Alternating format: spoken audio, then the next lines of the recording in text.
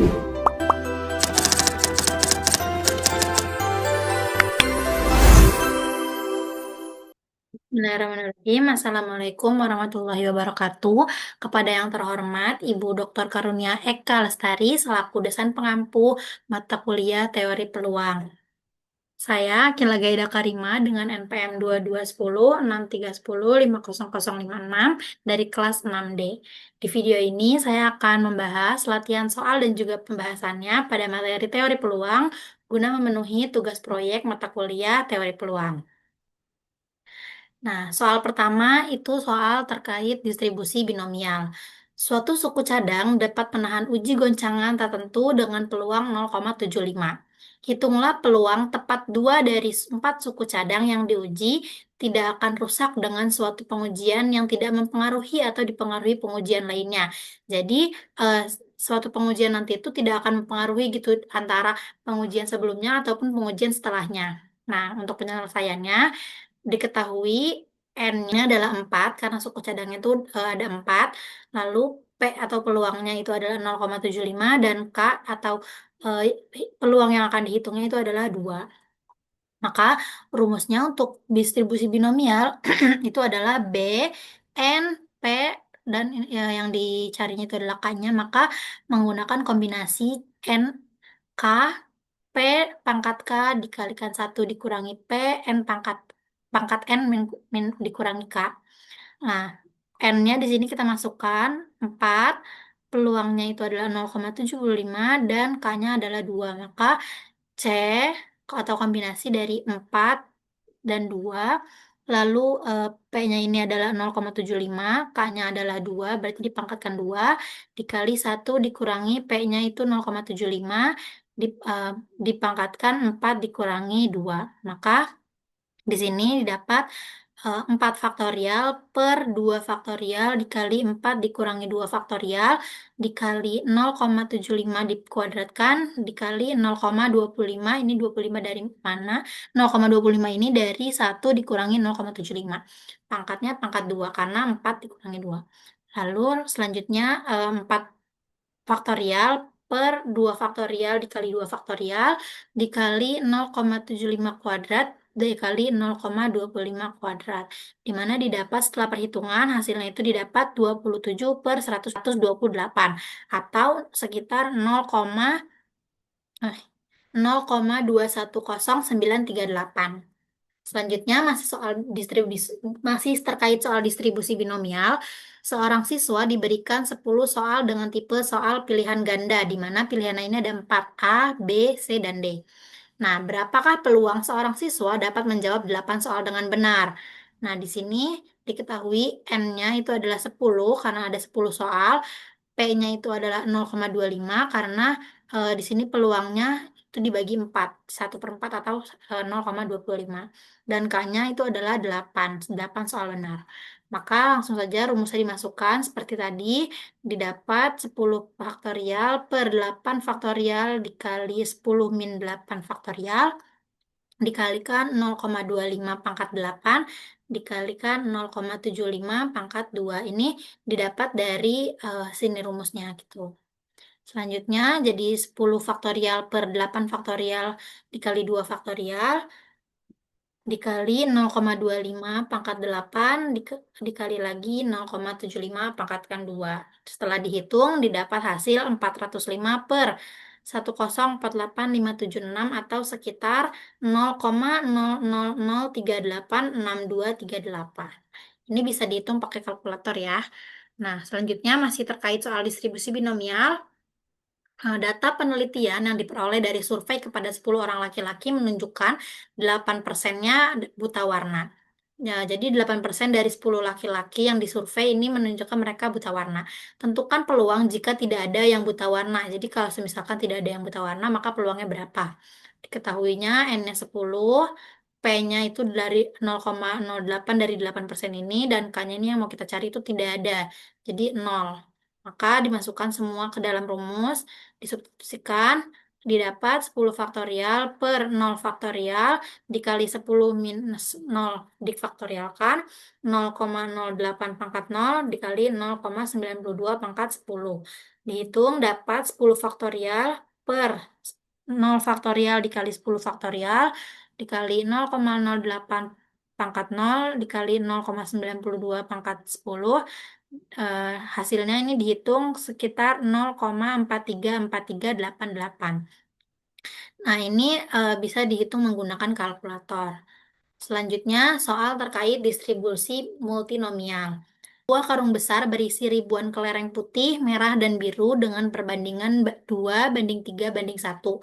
Diambil 4 buah sampel kelereng secara acak. Jadi, dari satu karung besar ini, perbandingannya itu 2 untuk putih, 3 untuk merah, dan 1 untuk kelereng warna biru.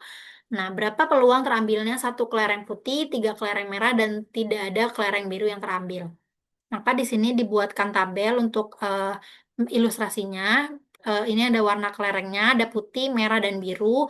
Peluangnya itu 1/3 ini dari mana? Karena putih ini kan 2 per jadi 1/3 ini ini kan total dari semua ini kan ada 6 nih. Nah, putihnya kan 2.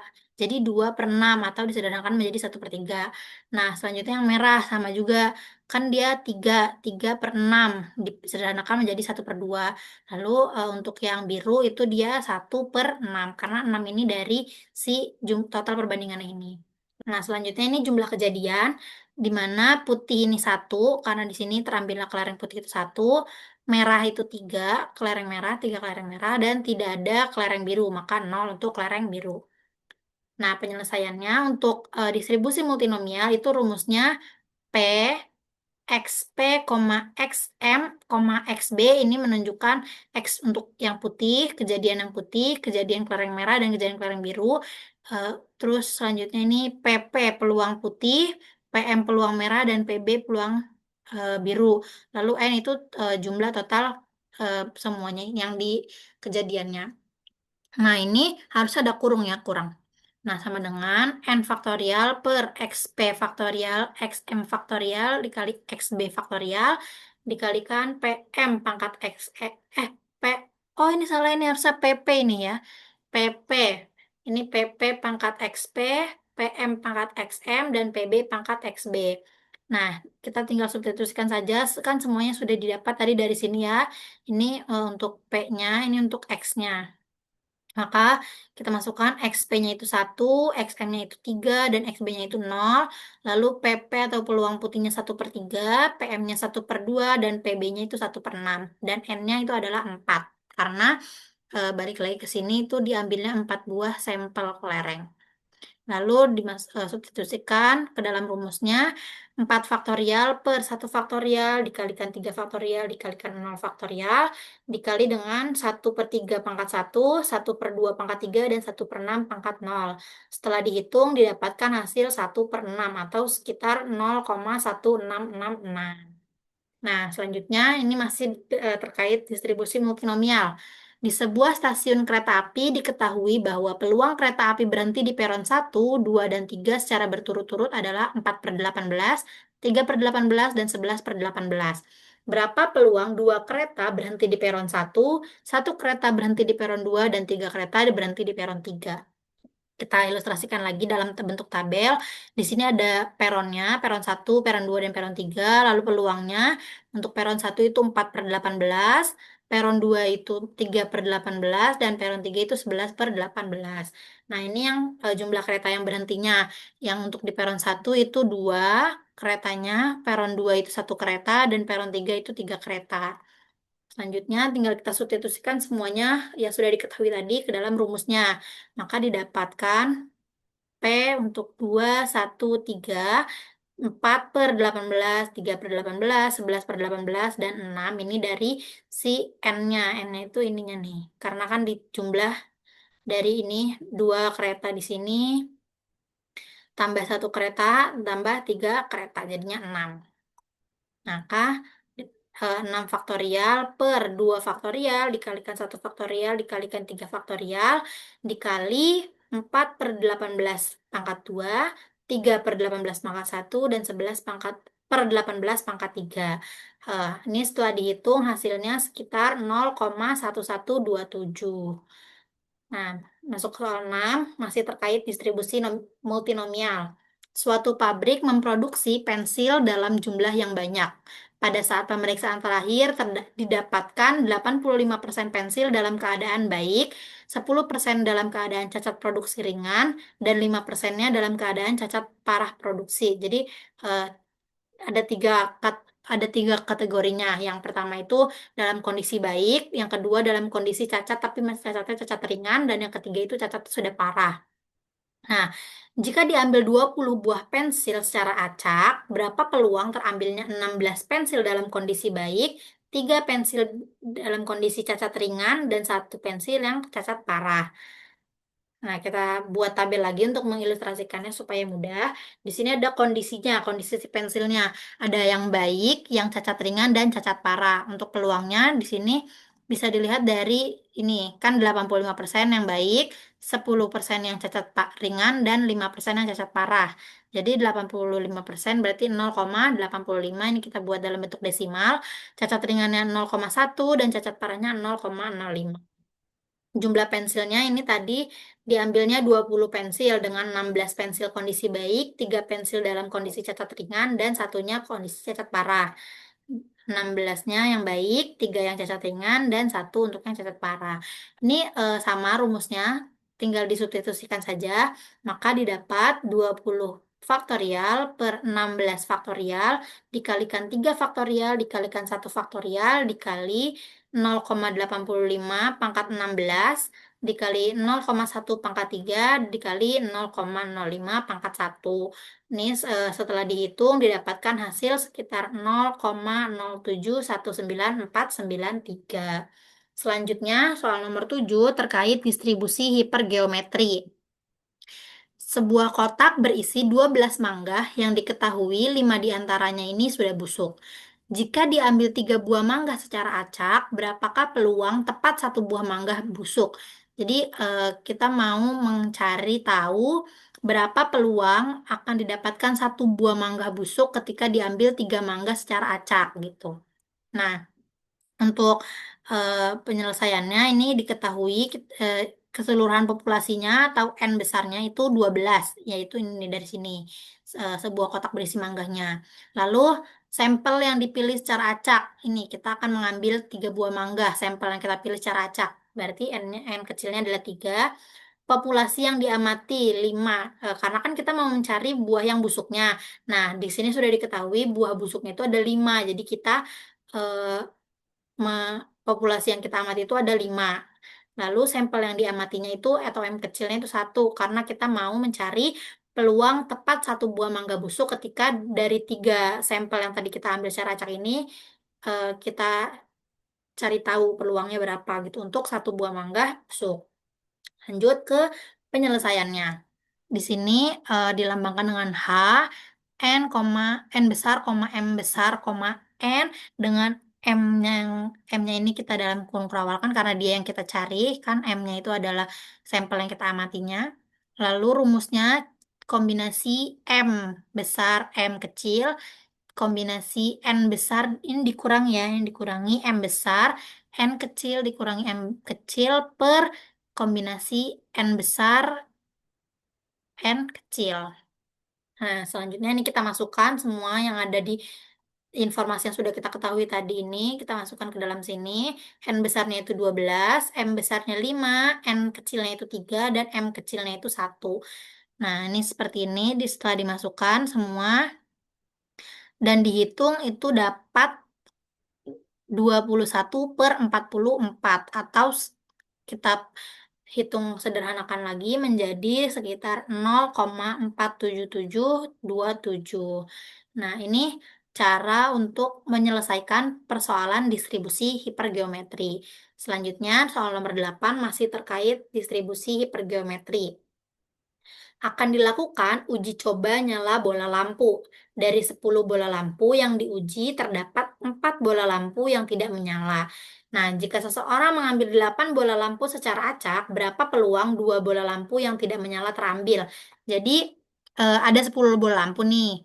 8-nya itu, 4-nya nggak menyala. Terus seseorangnya mengambil 8 nih secara acak dan dia mau tahu berapa peluang dari 8 yang dia ambil itu ada 2 yang tidak menyala. Maka di sini keseluruhan populasinya atau N-nya itu adalah 10.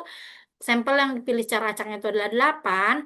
Populasi yang diamatinya itu adalah 4 karena yang tidak menyalanya, dan sampel yang diamatinya itu adalah 2 karena yang mau dicarinya itu adalah 2 bola lampu yang tidak menyala. Penyelesaiannya ini seperti ini rumusnya, tinggal dimasukkan saja, lalu didapat H10,4,8 ini dari yang diketahui tadi ini 10, 8, 4, dan 2, dimasukkan 4 faktorial per 2 faktorial dikali 4 kurangi 2 faktorial dikali 6 faktorial per 6 faktorial dikali 6 kurangi 6 faktorial. Semua ini eh, dibagi lagi dengan kombinasi yang bawahnya ini 10 faktorial per 8 faktorial dikali 10 kurangi 8 faktorial. Nah, setelah dihitung didapatkan hasilnya 2/15 atau sekitar 0,13. Soal nomor 9 masih terkait distribusi hipergeometri. Di dalam sebuah box ini ya, box. Di dalam sebuah box terdapat 40 bola yang terdiri dari 35 bola putih dan 5 bola hitam. Jika kita mengambil 10 bola secara acak tanpa pengembalian, berapakah peluang kita mendapatkan 2 bola hitam? Jadi ada 40 bola, keseluruhan populasinya 40, yang terdiri dari 35 bola putih dan 5 bola hitam. Di sini sampel yang dipilih secara acak itu 10 karena kita mengambil 10 bola secara acak. Nah, peluang kita mendapatkan 2 bola hitam, maka populasi yang kita amati itu 5. Kenapa 5? Karena kan di sini bola hitamnya itu adalah 5. Yang kita amati itu hanya bola hitam karena kita mau mencari peluang mendapatkan 2 bola hitam. Jadi sampel yang diamatinya juga atau M kecil itu 2. Selanjutnya penyelesaiannya sama, tinggal kita substitusikan semua yang sudah kita ketahui ke dalam rumusnya, didapatkan hasil perhitungannya ini seperti ini. Bisa di-pause dulu kalau kecepatan ya. Ini bisa didapatkan hasilnya itu 25075 per 18278 atau sekitar 0,2777. Ini bisa dihitung menggunakan kalkulator ya. Selanjutnya, soal nomor 10 terkait distribusi geometri. Kalau tadi kan distribusi hipergeometri, nah sekarang distribusi geometri. Ini peluang mahasiswa memiliki IPK di atas 3,5 itu adalah 0,24. Nah, seorang peneliti sedang melakukan pengamatan pada mahasiswa yang memasuki gerbang kampus. Berapa peluang mahasiswa ketujuh yang melewati gerbang kampus yang diamati itu adalah mahasiswa pertama yang memiliki IPK di atas 3,5. Jadi di sini dia mencari eh, peluang, dia bertanya peluang untuk mahasiswa ketujuh yang dia amati, tapi itu adalah si mahasiswa pertama yang memiliki IPK di atas 3,5. Jadi mahasiswa 1 sampai mahasiswa 6 yang masuk itu dia di bawah 3,5 atau 3,5. Nah, penyelesaiannya diketahui peluangnya itu 0,24. Di sini sudah dikasih berapa peluangnya, lalu berhasil pertama kali pada percobaan ke K atau ke itu K-nya itu dia minta ketujuh. Jadi pertama kali berhasil itu di percobaan ketujuh. Nah, rumusnya G P atau geometri ini peluang K-nya sama dengan P dikali 1 min P pangkat K min 1. Nah, ini K-nya kita masukkan ke dalam sini 7 sama dengan P-nya adalah 0,24 dikali 1 dikurangi 0,24 pangkat 7 K-nya dikurangi 1. Didapat 0,24 dikali 0,76 pangkat 6 atau sekitar 0,04625. Nah, selanjutnya masih terkait distribusi geometri. Soal nomor 11, pada saat musim panen diketahui bahwa rata-rata 1 dalam 100 buah melon adalah busuk. Berapakah peluang bahwa melon kelima yang dipanen adalah melon yang busuk? Jadi saat memanen di musim panen itu ada dari 100 buah melon yang dipanen itu ada 1 yang busuknya. Nah, kita mau tahu berapakah peluangnya jika kita sedang memanen dan pada saat memanen buah yang kelima itu melonnya adalah melon yang busuk gitu. Nah, di Di sini peluangnya itu 0,01 dari sini. Karena kan 1/100, jadi 0,01 peluangnya. Nah, melon busuk pertama kali pada percobaan ke K. K-nya itu dia minta di sini ke 5. Jadi K-nya itu adalah 5. Kita substitusikan semuanya ke dalam rumusnya. P-nya itu adalah 0,01 dikalikan 1 dikurangi 0,01 pangkat K-nya ini adalah 5. 5 min 1 didapat 0,01 dikali 0,99 pangkat 4. Hasilnya 0,0096. Jadi ini adalah peluang eh, melon kelima itu adalah melon yang busuk. Tuh. Selanjutnya masih terkait distribusi geometri soal nomor 12. Peluang seseorang dinyatakan lulus ujian praktek mengemudi mobil adalah 0,7. Jadi ini peluangnya untuk orang yang bisa seseorang dinyatakan lulus ujian praktek mengemudi mobil. Nah, berapakah peluang seseorang dapat lulus ujian praktek mengemudi pada ujian ketiga? Jadi, dia bisa lulus, dia ini lulusnya di ujian ketiga nih, berapa peluangnya seseorang itu, gitu. Diketahui peluangnya itu adalah 0,7, di sini sudah dicantumkan. Lalu lulus ujian mengemudi pertama kali pada percobaan K sama dengan 3. K-nya ini adalah 3. Maka peluangnya sama, kita substitusikan saja semuanya ke dalam rumus seperti ini. Didapat 0,7 dikali 0,3 pangkat 2. Hasilnya 0,063. Selanjutnya, soal nomor 13, soal tentang peluang bersyarat. Perhatikan ilustrasi gambar berikut. Nah, ini ceritanya nih ada satu kejadian di mana A ini adalah mahasiswa yang bergolongan darah A gitu ya. Kita misalkan A ini adalah suatu kejadian di mana mahasiswa bergolongan darah A. Nah, ini tuh ada dibagi dua menjadi mahasiswa perempuan dan mahasiswa laki-laki dengan omega atau total dari keseluruhannya ini adalah 1.250. Nah, soalnya ini dipilih seorang mahasiswa laki-laki. Jadi kita fokus ke sini secara acak. Berapakah peluang mahasiswa tersebut bergolongan darah A? Jadi kita fokusnya di sini aja nih, si 155-nya ini aja. Maka penyelesaiannya untuk peluang bersyarat ini, peluang dari A iris L. A iris L ini maksudnya A-nya ini nih si kejadian A gitu, yang bergolongan darah A, dan dia itu laki-laki. Jadi peluang A iris L itu sama dengan 155 per 1.250 ini. Jadi ini 155 itu si total yang laki-laki yang bergolongan darah A dibagi dengan jumlah seluruh populasinya. Maka didapat peluangnya itu adalah 0,124. Lalu kita mencari nih peluang laki-lakinya saja. Maksudnya peluang mahasiswa laki-lakinya itu adalah 775 kan dia keseluruhannya. Itu per 1.250 dari keseluruhan total mahasiswa perempuan dan juga laki-laki atau omeganya.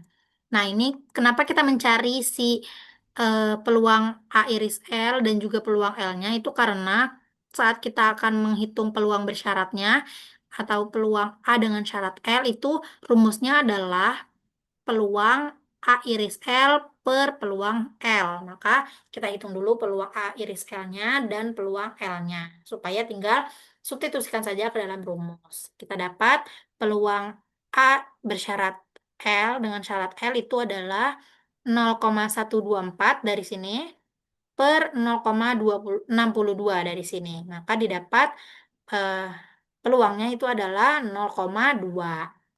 Mudah kan? Mudah. Selanjutnya, masih soal peluang bersyarat. Nomor 14, soal nomor 14.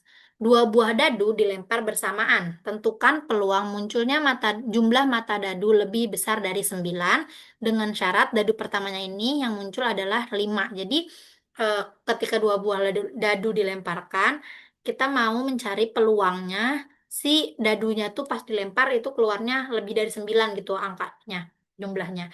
Tapi salah satu dadunya itu harus 5 gitu. Maka di sini kita penyelesaiannya untuk P atau peluang dari A iris B, yaitu di mana dia adalah peluang jumlah mata dadu lebih dari 9 dengan dadu pertamanya 5. Lalu peluang B-nya ini adalah peluang dadu pertamanya 5. Jadi ini kita untuk syaratnya yaitu dadu pertamanya yang muncul adalah 5. Nah, didapatkan peluang A iris B ini adalah, kan dia minta dadunya itu lebih dari jumlahnya itu lebih dari 9 dan dadu pertamanya 5, maka kita bisa lihat di sini dadu yang pertamanya 5 dan hasilnya itu akan lebih dari 9 itu ada 5,5 dan 5,6. Jadi ini kan hasilnya 10 dan ini 11. Jadi ada dua kemungkinan gitu. Bisa dadunya sama-sama 5 atau satunya dadunya 5 dan satunya itu adalah dadunya bermata dadu 6. Maka di sini peluangnya itu adalah 2/36. 36 ini dari, kan dadu itu ada 6 kan, mata dadunya itu ada 6. Nah, itu dipangkatkan karena ada dua dadunya. Jadi 6 pangkat 2. Jadinya 36. Maka di sini peluangnya itu adalah 2/36. Ini tuh banyaknya atau omeganya sih 36 ini. Lalu peluang B-nya, peluang dadu pertamanya itu adalah 5. Jadi yang keluar dari satu dadu itu adalah 5. Itu ada 5,1, 5,2, 5,3, 5,4 dan 5,5-nya ketinggalan nih. 5,5 dan 5,6. Maka ini hasilnya itu ada 6 ya. Ada 6/36 karena 36 ini dari si keseluruhannya itu atau omeganya. Maka di sini peluang bersyarat peluang A dengan syarat B itu sama dengan rumusnya itu peluang A iris B per peluang B. Maka didapatkan di sini kan peluang A iris B-nya itu 2/36 kan, 2/36. Nah, dibagi peluang B-nya itu 6/36. Nah, ini 36-nya ini bisa kita hilangkan saja karena dia sama kan penyebutnya. Jadi tinggal 2/6 atau disederhanakan menjadi peluang A bersyarat B itu adalah 1/3. Selanjutnya, soal nomor 15. Peluang bersyarat. Dalam sebuah kotak berisi 6 bola merah dan 4 bola putih, jika sebuah bola diambil dari dalam kotak berturut-turut sebanyak 2 kali tanpa pengembalian, tentukan peluang yang terambilnya itu kedua-duanya itu adalah bola yang merah. Jadi dua-duanya pas diambil itu adalah bola yang merah. Di sini peluang A-nya itu adalah peluang terambilnya bola merah pada pengambilan yang pertama. 6/10. Kenapa 6/10? Karena kan bola merahnya ada 6, dengan pengambilan pertama itu 10, karena total bolanya itu merah dan putih jadi 10. Jadi 6/10. Lalu untuk peluang B dengan syarat A yaitu peluang kedua bola yang keambilnya ini, bola kedua ini adalah merah dengan syarat di pengambilan pertama tadi itu adalah bola yang merah juga. Maka sama dengan 5/9. 5/9 ini kenapa? Karena kan bola merahnya tadi 6. Nah, dia kan tidak ada pengembalian kan. Jadi sisanya itu adalah 5 sisa bolanya kan yang merahnya tinggal 5, yang putihnya tinggal 4. Jadinya tinggal ada 9 bola di dalam sebuah kotak itu. Jadinya peluangnya juga 5/9. Maka di sini peluang dari A iris B itu sama dengan peluang A dikalikan peluang B syarat A. Maka peluang A-nya ini adalah 6/10 dikalikan peluang B bersyarat A yaitu 5/9. Didapat peluang A iris B atau peluang terambilnya kedua-dua bola merah ini adalah 30/90 atau disederhanakan menjadi 1/3. Selanjutnya soal nomor 16 terkait kejadian saling bebas. Sebuah dadu dan sekeping uang logam dilemparkan bersama-sama. Misalkan A ini adalah kejadian munculnya mata dadu 5 dan B adalah kejadian munculnya sisi angka pada uang logam. Tentukan peluang kejadian A dan B. Ini kita ilustrasikan dulu ya. Jadi ini ada koin dengan gambar dan juga angka. Lalu ini ada dadu, mata dadu 1, 2, 3, 4, 5, dan 6. Nah, pada kejadian ini eh, A itu adalah munculnya mata dadu 5. A itu adalah munculnya mata dadu 5. Berarti kan di sini kan ada G,5 dan A,5. Kita lanjut nih. Ya, A itu adalah G,5 dan A,5. Jadi N dari A-nya ini adalah 2. Lalu peluang dari A itu adalah 2/12. 12 dari mana? Dari sini. Banyaknya seluruh kejadiannya. 6, ini ada 2. Jadi 12. Lanjut yang B-nya. B itu apa tadi? Di sini dia adalah kejadian munculnya sisi angka pada uang logam. Jadi uang logamnya ini yang keluar angka gitu. Yaitu ada A1, A2, A3, A4, A5 sampai A6. Maka di sini ya B-nya. Banyaknya B-nya ini itu ada 6. Maka peluangnya itu 6/12. Lalu di sini kita hitung deh peluang A iris B-nya itu adalah peluang A dikalikan dengan peluang B. Peluang A-nya itu adalah 2/12, peluang B-nya adalah 6/12. Maka sama dengan 1/12. Selanjutnya, masih terkait kejadian saling bebas, soal nomor 17. Sebuah dadu dilemparkan sebanyak 2 kali. Tentukan peluang munculnya dadu ganjil pada pelemparan pertama dan dadu genap pada pelemparan kedua. Nah, penyelesaiannya ini ada A itu adalah kita misalkan untuk ini munculnya dadu ganjil. Jadi ada 1, 3, dan 5. Maka banyaknya A-nya ini ada 3. Lalu peluangnya A itu ada 3/6. 3-nya itu dari banyaknya A ini dan 6 itu adalah keseluruhannya. Jadi kan dadu itu ada 6 mata dadunya gitu. Jadi per 6 atau 1/2. Lalu B ini kita misalkan sebagai dadu genap. Jadi B-nya itu adalah 2, 4, dan juga 6. Ya, harus 6 nih. Aduh, tipe.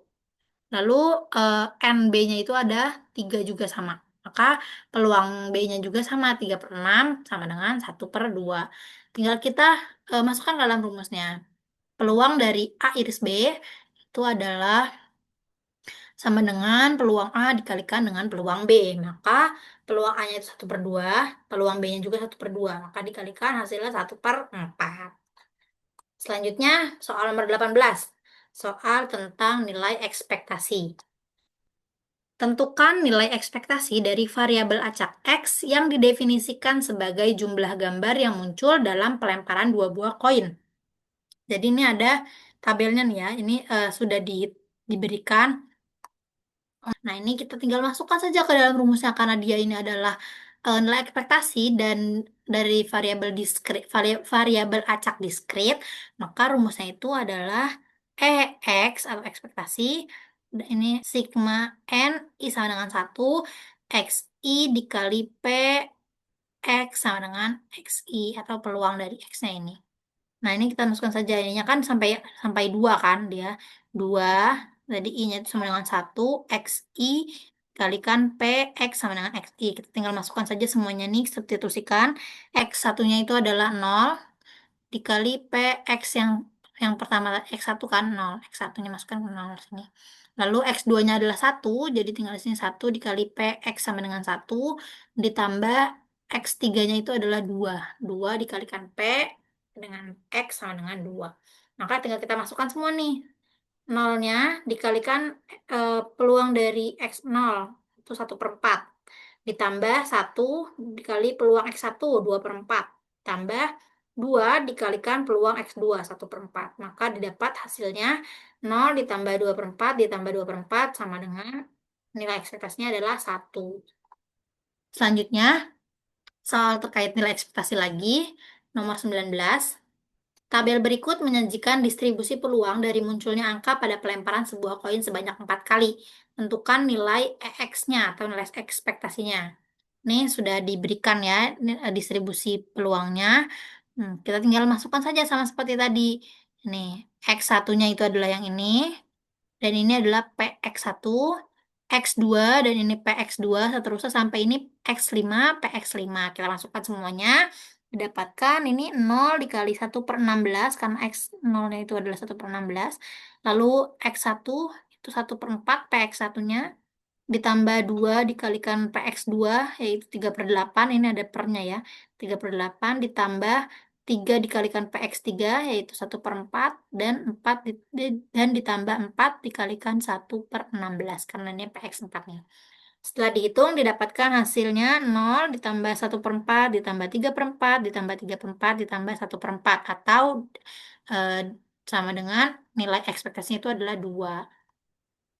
Nah, selanjutnya soal terakhir, soal nomor 20, masih terkait juga nilai ekspektasi. Pada percobaan melempar 2 koin logam sebanyak 1 kali, jika X menyatakan banyaknya angka yang nampak atau yang muncul, tentukan nilai ekspektasi X-nya. Maka ini ada sebanyak 2 kali kan, dari 0, 1, dan 2. Ini ada pendistribusiannya itu untuk X1 itu adalah 1/4, X2 itu 2/4, dan X3 itu adalah 1/4. Ini tinggal kita masukkan saja semua nilainya ke dalam rumus, maka didapatkan Nol dikali 1/4 ditambah 1 dikali 2/4 ini di sini, ditambah 2 dikali 1/4 sama dengan 0 ditambah 2/4 ditambah 2/4 adalah hasilnya sama dengan 1. Oke, sekian video pembahasan dari saya. Kurang lebihnya mohon maaf, apabila ada salah-salah saya mohon maaf. Sekian, terima kasih telah menyimak. Assalamualaikum warahmatullahi wabarakatuh.